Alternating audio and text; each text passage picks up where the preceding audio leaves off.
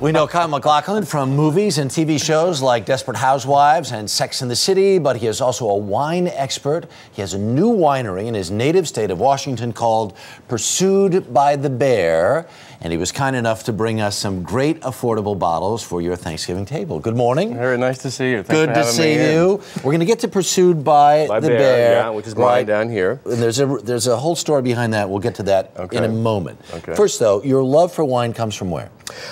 Started when I was in high school, actually, and I had a.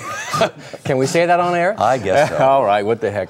But I wasn't really much of a beer drinker, so you needed something to quaff, right? You know, at a kegger. So there you go. And it was Boone's Farm, pretty much strawberries. We started pretty grim. All right, so gradually my taste has evolved. So. All right. Now, what did you pop here? Just a couple this is a little prosecco, prosecco, which is an alternative to champagne. I think it's a little better price point than champagne. It's a little lighter. It's a little more fruit in it. This is really something nice to start with. It's a great thing. Great opportunity. And holiday season, terrific. Yeah, good at the beginning and good at the end. And the price points are terrific. It's very good. Yeah. Now, what is this? This is a little four-legged white wine. This is made by my winemaker. This is a white varietal that he does. Right. A lot of Riesling in this. Okay. Which is a real floral, fruity, gives it a real And this nice, is Washington State, and right? this is Washington State, and then he makes a terrific white.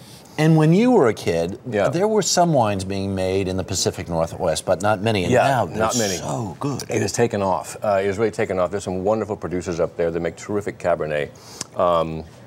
And this is really nice, real fragrant. Will go really well at the beginning of the meal. Really nice with sweet potatoes, that kind of thing. That's really terrific. That's good. Yeah, Now, now moving into Oregon, these two are both Oregon Pinots. Right. Now, this is a great option for Thanksgiving, I think, because of the berry component that you have in Pinot. Absolutely. And it's also light, so it's not going to overpower the meal, and it's got real good acid, real good backbone in it. And if you're a little burned out on your cab sabs or whatever, no, seriously, it's a big, ponderous thing. You can go to the Pinot, and it's a little more fun, right? It is. It's a little more accessible, easy to drink, and like you said, you don't get overwhelmed, you won't get tired. Pinot, don't get tired. All right. Is that the translation for Pinot? No, that's what I'm going to say today. Pinot is for the marathon. Yeah, you know what? That may make sense on a Thanksgiving day because it can be a bit of a marathon. It is. Oh, that's nice. Got like a lot of nice blueberry in here. Let me try that one. Yeah, that's very good. Okay. These are all available too. This and now the other thing, all of these so far are under 20. Okay, yeah, 20 or under, which is really a nice option.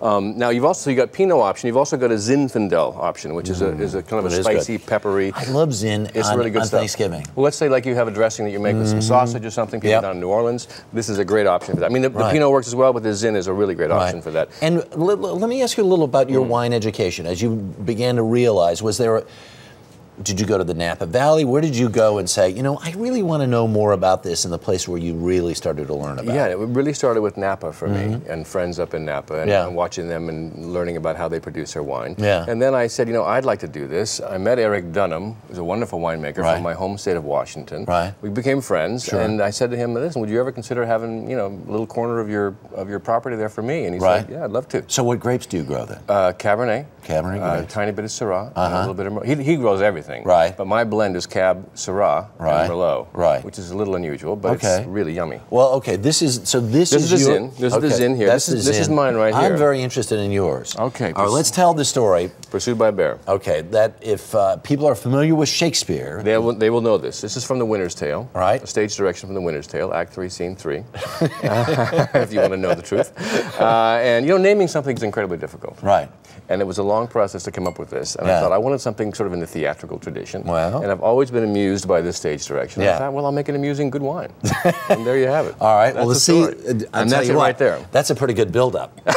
Now let's see. Let's see if it lives up to its billing. Right? Whoop. It's on wheels. Now, and what is the soil like there? Because there's all kinds of good stuff. There's lots of good terroir, as we say, from up there, and very specific and different from California. Washington makes, like I said, extraordinary Cabernets. This is stuff you're going to really enjoy. There's a lot of backbone in this, a lot of acid, a lot of brightness. Wow. Which is going to cut through gravy and anything that's heavy for Thanksgiving. This is a nice. You need that too. This is a nice alternative. And by the way, this one isn't $20 a bottle. You're not going to make we retail at $65. There you go. Which is pretty reasonable for up there. There you go. And delicious.